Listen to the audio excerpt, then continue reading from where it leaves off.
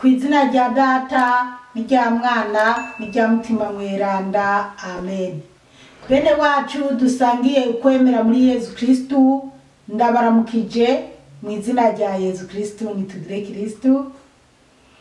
Dusabikanye ijambo ry'Imana riri muri Bibiliya mu Njiri ya Luka, ni ku kigabane cyaho cya mbere kuva ku karongo ka 26 kugeza ku karongo ka 38. Ijambo ry'umutwe twisunga rivuga ngo ibugwa ry'ivuka rya Yezu. Mu kwezi kugira 6, umumarayika Gaburiyeli yatumwe n'Imana mu gisagara cyo mu bugarire citwa Nazareti, ku mwigeme yari yasabwe n'umuntu yitwa Yozefu wo mu muryango wa Dawudi, nyamwigeme nawe yitwa Mariya. Nyamumarayika arinjira amubwira ati, mwaramutse wewe wuzuye ubutore, umukama muri kumwe. Mariya ngo abyumve agwa mu gahundwe, yibaza icyo iyo ndamutso ivuga. Nyamumarayika yamara aramubwira ati, humura Mariya, waragiriwe ubuntu n'Imana, uza gusama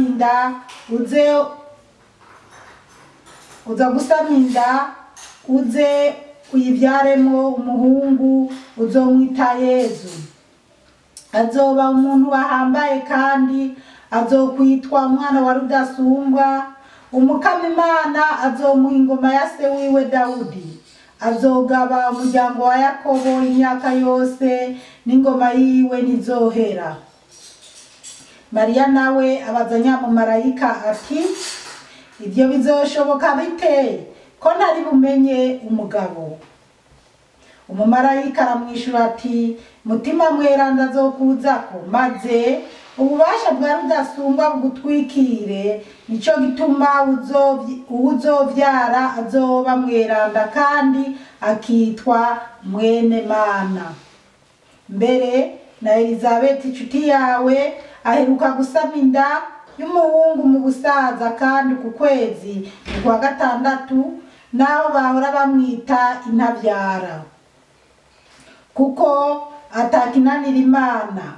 Mariya ati, jewe ndi umusabyi w'umukama, nibimbere uko bivuze. Nyamumarayika acarigira. Bene wacu muri Yezu Kristu, iri ni jambo ry'Imana, dushimiye Imana. Haleluya, amen. Haleluya, amen. Haleluya, haleluya, amen, amen, amen. Bana b'Imana, ijambo ry'Imana tugiye gusabikanya muri iyi minsi ni ijambo mbese rikomeye, ni ijambo riduha umwizero, ni ijambo ry'amahoro, kubera ko ni ijambo tugiye kuza turazirikana tumenya ingene Yezu yavuye mu ijuru akaza mu isi, hanyuma tukakirira. Haleluya, kuba bishatse tukakirira. Ijambo ry'umutwe twisunga riravuga ngo ibugwa ry'ivuka rya Yezu Kristu. Yezu Kristu nije rishizeho ibugwa ry'ivuka rya Yezu. Ubwo no kuvuga Yezu Kristu ndumva ni sawa, ubwo nyine Mutima Mweranda yabimbugishije, amen. Ubwo rero akarongo ka 26 karavuga ngo mu kwezi kugira 6, umumarayika Gaburiyeli yatumwe n'Imana mu gisagara cyo mu bugarire citwa Nazareti. Ibi birasobanutse ngo hari mu kwezi kwa 6 umumarayika yitwa Gaburiyeli. Haleluya, amen. Umumarayika Gaburiyeli Imana iramutuma ngo mu gisagara cyo mu bugarire citwa Nazareti.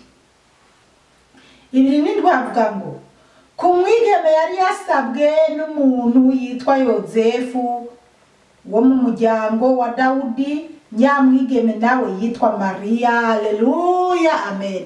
Ngo ku umwigeme wo mu muryango wa Dawudi. Mu muryango wa Dawudi nta numwe atamuzi. Dawudi mwene Yese, Dawudi yagwanye n'Abafilisitiya, Dawudi yagiye, mbese Dawudi yaramenyekanye cyane.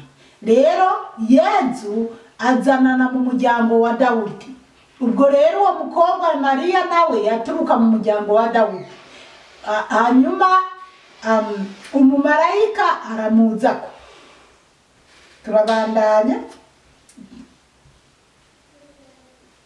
Ariko murantunga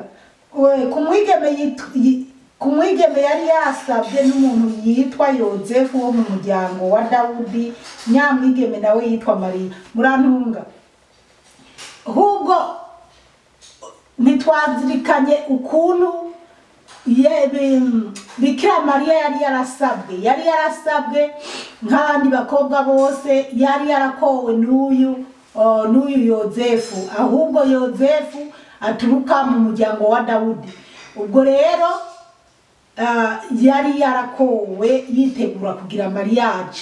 Mugabo umumarayika arava mu ijuru ahagurukijwe n'Imana, amutuma kuri uwo mwigeme yitwa Mariya. Turabandanya. 28 nyamumarayika arinjira amubwira ati haleluya, mwaramutse wowe wuzuye ubutore, umukama muri kumwe. Haleluya, amen. Bana b'Imana, umumarayika ni icyubahiro. Babandi mudashaka guicyubahiro Bikira Mariya, umumarayika ni icyubahiro. Arinjira mu nzu arabona Mariya, aho Mariya nyimba ari mu cyumba, nyimba ari karateka, nyimba ari karakubura, ariko umumarayika yinjira mu nzu arabwira Mariya ati mwaramutse Mariya. Turabandanya. Mwaramutse wowe wuzuye ubutore, umukama muri kumwe. 29 Mariya ngo abyumve agwa mu gahundwe, yibaza icyo yo ndamutso ivuga. Abana b'Imana mwumva ingene yaguye mu gahundwe. Umumarayika Bikira Mariya yabonye ntabwo yamubonye mu ndoto, kubera hari igihe turota ukabona umumarayika kandi akakuganiriza mu ndoto. Ariko Bikira Mariya ntabwo ari ibintu byaje mu ndoto, byabaye live, byabaye ku mugaragaro. Umumarayika aramandagara neza no mu nzu, arabwira Bikira Mariya mwaramutse Mariya, aramubwira ko yahezagiwe n'Imana. Rero ntabwo Bikira Mariya yabirose, ni ibintu yiboneye umumarayika, baganira ikiganiro n'umumarayika. Kandi Bikira Mariya ngo yumvise yibajije ikiyo ndamutse ivuga, biramutungura kubona umuntu amubwira mwaramutse Mariya. Aho uko biri kose hari mu masaha yo mu gitondo, kuko yo aba kumutaga ari kumubwira ati mwiriwe Mariya, mwaraye, ariko mwaramutse Mariya, uzuye inema. Reka tubandanye. Twabonye Mariya ngo abyumve agwa mu gahundwe, yibaza icyo iyo ndamutso ivuga. 30 aravuga ngo nyamumarayika yamara aramubwira ati humura Mariya, waragiriwe ubuntu n'Imana. Haleluya, amen. Aranamuhumuriza kuko aratunguwe, kimwe cyo abonye umuntu adasa n'abandi, kuko umumarayika uko biri kose niwo mubona mu ishusho tubonamo abandi, kandi uko biri kose ntiyaramenyereye abona abamarayika. Ariko yabonye uwo mumarayika, n'iryo jambo rikomeye amubwiye ryo kumuramutsa. Mbese Bikira Mariya abona ibitangaza bidasanzwe. Ariko umumarayika aramubwira ati humura Mariya, waratoranijwe. Bana b'Imana, aramuhumuriza, humura Mariya, waratoranijwe n'Imana, waragiriwe ubuntu n'Imana.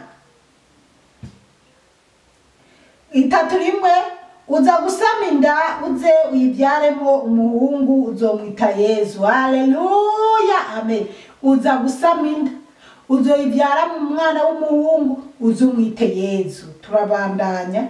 32 azoba umuntu ambaye kandi azokwitwa umwana wa Rudasumbwa, umukama Imana azomuha ingoma ya se wiwe Dawudi. Ubwo rero amubwiye ati uza gusama inda, uzoyivyaramo umuntu akomeye ahambaye kandi azokwitwa umwana wa rudasumbwa. Aleluya, amen. Bana b'Imana, aha honyene murumva ko Bikira Mariya n'umuntu adasanzwe atanahuriye n'abagabo bari muri iyi si canke abagore bari muri iyi si canke abakobwa bari muri iyi si. Nta na hamwe. Wowe utamwubaha, reka no kumucokoza, kuko hari igihe wovuga ngo uriko urakora ibinezereza Imana, ahubwo kwanza suko ababigira batanabizi, barabizi neza, kuko umuntu yigisha ko Mariya ari umugore nk'abandi, atari umugore wo guhabwa icyubahiro, abikora abizi kandi ariko arayobya abantu kugira nyene abantu baje bajane nawe muri gihonomo. N'ubujyajya bw'amadini, n'ubujyajya bw'abarondera inyungu zabo, barondera uburyo ubwo aribwo bwose bwo kumuharabika. Ndashima umudamu wo mu Rwanda yitwa Mutesi, niwe nabonye nyene asigura avuga ati ariko se uyo muvyeyi yavyaye Yezu ko abandi bagore bose twiriwa turabaririmba, tukaririmba abo ba Dawudi n'ibintu bagiye bakora Imana ikanarakara, mbega uwo muvyeyi Bikira Mariya atigeze akanenga tana hamwe Bibiliya itubwira agakosa na gatonya yoba yarakoze? Mbega je noba ndamusuzugura ndamwubaha. Hari rero n'abantu b'abapasiteri mu by'ukuri nabone mu madini baba barimo banasubiranamo bakavuga ati nubwo tutamuha agaciro canke badapanga programa yo kumwubahiriza, ariko je ku giti cyanje ndamwubaha. Hariho abapasiteri baba babivuga uko canke nyine abandi bo mu yandi madini. Mu by'ukuri Bikira Mariya nuwo kubahwa, wowe umusuzugura bikore ku nyungu zawe, kuko uzi neza yuko uri kurabikuramo inyungu zo mw'isi iraho uzoherana no mw'iyosi. Ariko namwe mukurikira abantu babigisha bababwira ko Bikira Mariya ari umugore nk'abandi, nukuri barabayobya pe, barabayobya neza neza, kubera Bibiliya irasigura neza Bikira Mariya. Abandi ngo ntaho bamubona keshi muri Bibiliya. Ibi byonyene birahagije, naho byari kuba ibi byonyene birahagije, noneho hariho n'ibindi tuzobibona. Ariko nawe ugenzure muri iyi Bibiliya yose uzuraba amajambo yoba akomeye nk'aya yagiye aravugwa kuri Bikira Mariya. Haleluya, amen. Warakoze muvyeyi mwiza kwemera ishaka ry'Imana ugafashanya na Yesu kuducungura. Haleluya, amen. Rero tubonye ko umumarayika none harasiguriye Bikira Mariya ati noneho ise wiwe rudasumbwa Imana yaremye isi n'ijuru, uwo mwana azohabwa ingoma ya se wiwe Dawudi. Ubwo rero Yesu agiye kwitwa ko ari mwene Dawudi, niko Bibiliya yagiye ibisigura. Kandi wito usomye neza urabona na Mwuka Wera canke Mutima Mweranda aragusigurira neza, ukumva neza kweri ko ari ibintu bisobanutse. Rero nitukaze turahonyanga ijambo ry'Imana turivuga ukutariko, kandi Imana yari vuze neza ku mugaragaro. 3 baravuga ngo azogaba umuryango wa Yakobo imyaka yose n'ingoma yiwe ntizohera. Ngo azogaba umuryango wa Yakobo. Umuryango wa Yakobo nawo murazi neza abahungu 12 bavutse kuri Yakobo. Rero ari nabwo nyene Yezu yazananyemo. Rero bana b'Imana, nyimba Bibiliya dusigurira imiryango 12 ya Yakobo canke ya bene Israeli. Israeli ariwe Yakobo yahinduriwe izina akaba Israeli, kandi nubu akaba yitirirwa Israeli. Noneho murazi muri Israeli, ariko bijya byazananye kuri Yakobo. Rero iyo miryango 12 ya Yakobo ko Imana nyene yateka iyo miryango canke uwari we wese yigishijwe canke yabonye muri Bibiliya iby'iyo miryango 12 ya Yakobo. Noneho ngo Yezu azogaba iyo miryango 12, kandi iyo miryango 12 niyo twese tuzamo, kuko bihera kuri Abrahamu cyangwa se Ibrahimu. Rero twese niho tuzamo. Umuntu wese yemera Yezu Kristo aremera Ibrahimu, arumva neza ko ari umwuzukuru wa Ibrahimu cyangwa ari umwana wa Ibrahimu. Rero Bikira Mariya rero kujya umumarayika yavuze mwaramutse Mariya, babandi rero usanga bariko baravuga ngo bakatolike, canibuka ibirori nari mu mwimisi bya tudasangiye amadini no kuba bangiritika kubera ishapure mba nambaye.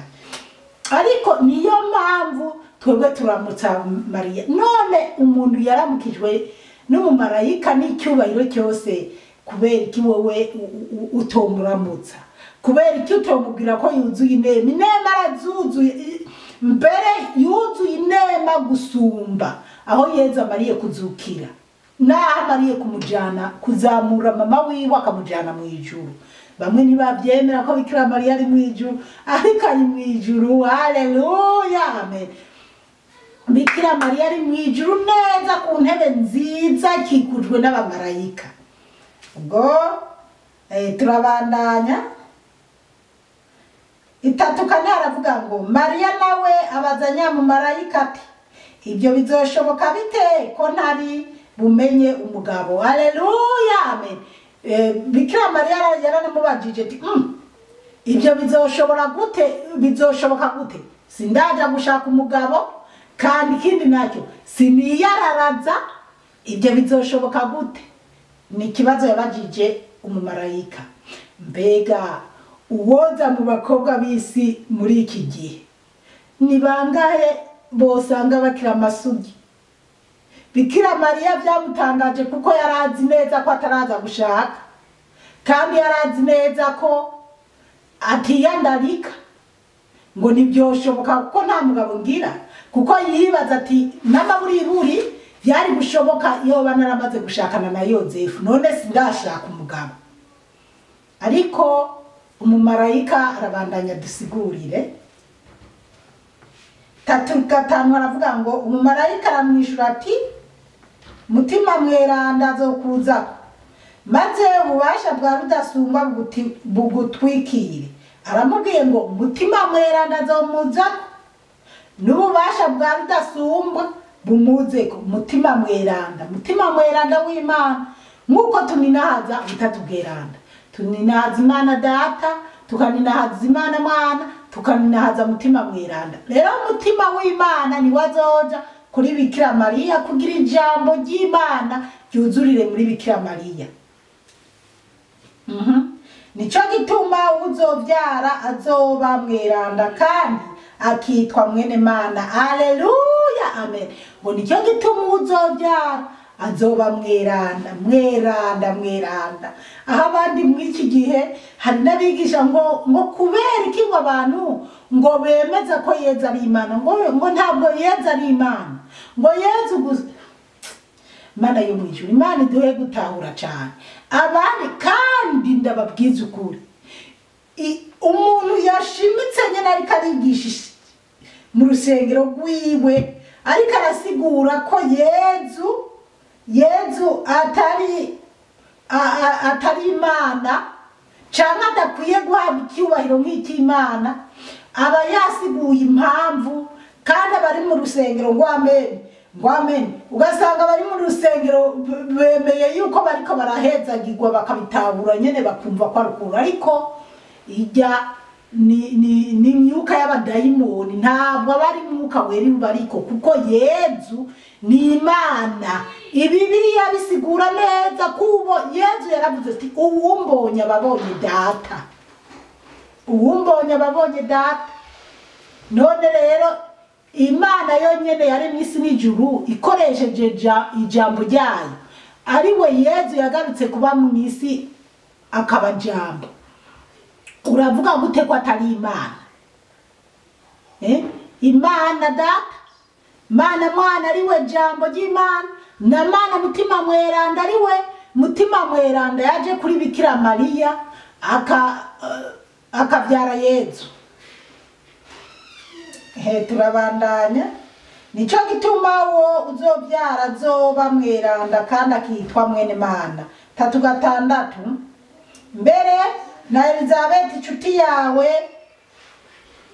aheruka gusama inda y'umuhungu mu busaza, kandi uku kwezi ni kwa 6 naho bahora bamwita intabyara.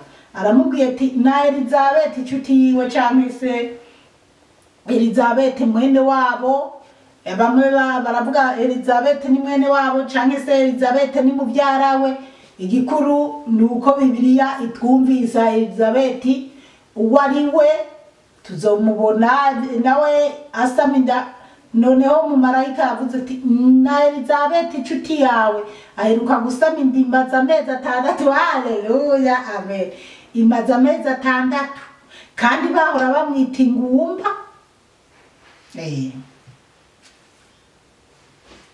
Kuko atakinanira Imana, ngo kuko ntakinanira Imana. Aha twoca tuvuga ku bantu bihebuye ko batabyara. Ntakinanira Imana. Wizera Imana uko byogenda kose urabyara. Kandi utanabyaye niwo kwihebura, kuko hari impamvu Imana iba yabyemeye. Ariko icyo nzi nukuri abantu benshi bizera baragira aho bagasama inda bakabyara. Ubu nyindazi ndi mu mashimwe. Hari umumama narinzi ko yaramaze imyaka myinshi atamwana, ariko ubu aribungenze. Umukama Yezu agomba kumuha umwana. Imana yo mu ijuru ikomeze ihabwe icyubahiro. Rero bashobora kukwita ingumba bakagucokoza sha birajyana. Harabona ari inzi nyene ugasanga ngo ijya ngumba mbangwi biki nyene batuka abantu. Bamureka kubatuka.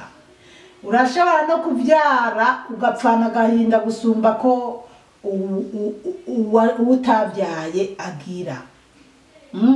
Abana bakabibirara, abana bagapfa nabi mu mitwe, abana bakakubabera beza. Ubwo rero ntidugatwenga abantu ngo babaye ingumba, kuko nta biba ku mwana w'umuntu Imana itari kirabibona.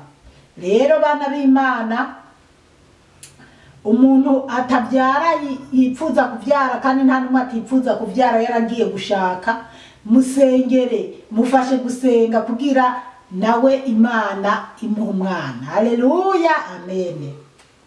3:8 haravuga ngo Mariya ati jewe ndi umusabyi w'Umukama, nibimbere uko ubivuze. Nyamarayika acarigira. Haleluya, amen.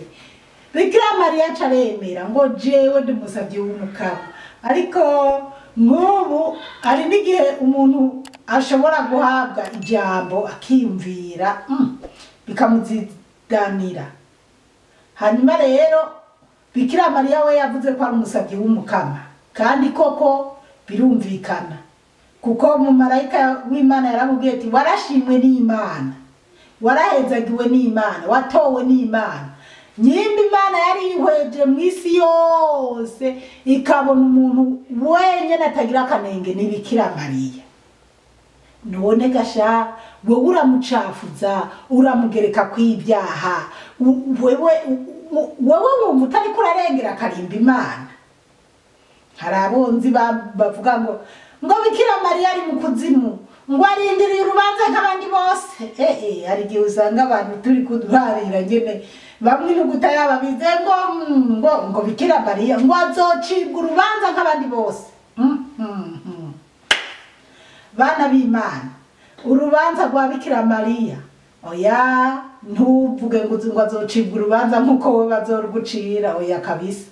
Bikira Mariya ibyiwe byaratunganye, ahubwo uwo muvyeyi ikimuhangayikisha ni twebwe abana biwe turi muri iyi si, tuguma tujyana dushihana tubabazanya. Nawe akamba ariko aradusabira, aradusengera abana b'Imana Bikira Mariya. Bikira Mariya ari mu ijuru na Yezu. Ama message mbese Bikira Mariya arayazana mu isi. Nubwo hari abatamwemera ariko kweri Bikira Mariya ngaha mu isi araza akaganiriza abana biwe akatwigisha gusenga. Jewe ndazi neza byinshi mu masengesho nkora uko senga niwe yanyigishije, akabinyigisha ndi mu ndoto, niwe yamusyurisha y'amagogo indwi yiwe na Yezu. Ubwo rero bana b'Imana, Bikira Mariya n'umubyeyi asumba abandi bose. Nikimenyamenya turabizi neza no kumusaraba ko yabwiye Yohani, ko Yezu yabwiye Yohani ngo uwo niwe nyoko wawe. Na Yezu kandi akongera akabwira Bikira Mariya ati nguyu mwana wawe, kuko yaragiye nta handi bongera guhurira na Bikira Mariya.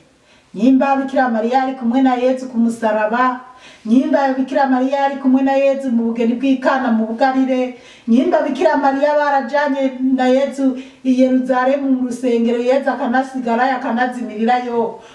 Aho baba bari hose baba bagendana baba bari kumwe. Mbega wewe Bikira Mariya umusuzugurira iki? Hubwo urabe neza idini wagiyemo canke wakurikiye canke umuntu wakurikiye ko atari karakujana muri gihonomo aguteranya n'Imana yahaye ububasha Bikira Mariya, ukaza kumuvuga ko nabi kandi ari umubyeyi twahawe mu isi kugira abe nyina w'abantu b'isi yose. Ntabwo yari kuba nyina wa Yezu ngo wewe wumve ko atoba mama wawe, ukaba wumva yuko atari mama wawe. Byihanganira unuma ariko utagira urabicumuriramo, kuko ukuvuga amajambo ababaza Imana canke ababaza Yezu Kristo umuhungu wiwe nakazi kawe. Kuko je Yezu yigeze yambwira ngo mwana wanje ngubabajwe ngo nuko abantu bamenaguye amashusho yawe mama wanje yaguhaye te. Je yarambwiye mama wanje. None wowe uratandukanya Bikira Mariya na Yezu kubera iki? Umwana na nyina kubera iki? Ariko anyway wewe ubifata uko ariko icyo ndokubwira cyocyo, reka kumvira abantu basebya Bikira Mariya, kuko ahari aranezerewe kandi aranagusabira nawe. Reka tugeze ngaha. Umukama Imana bahezagire cyane, mwarahezagiwe n'Imana. Ku izina rya Data n'irya Mwana n'irya Mutima Mweranda, amen. Turagusenga Yezu, turakuninahaza.